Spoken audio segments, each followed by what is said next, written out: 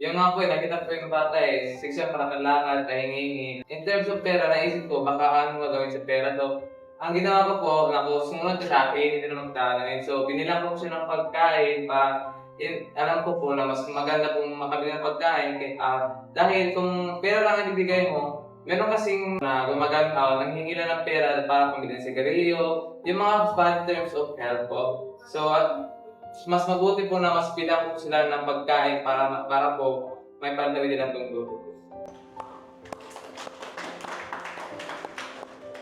Pumalakpak ako, it is because hindi po lahat ng tao willing magbigay, lalong-lalo na talat sila. Hindi naman mayaman si sir, tama? Hindi naman sobra pera niya. Baka nga kulang pa. Pero mas pinili niyang bigyan yung bata or sarili niya yung pera niya.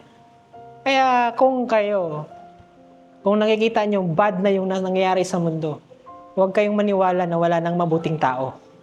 Maybe hindi siya totally 100% masama, hindi rin siya 100% mabuti, kasi nga tao lang tayo, pero mayroon pa ring mabubuti.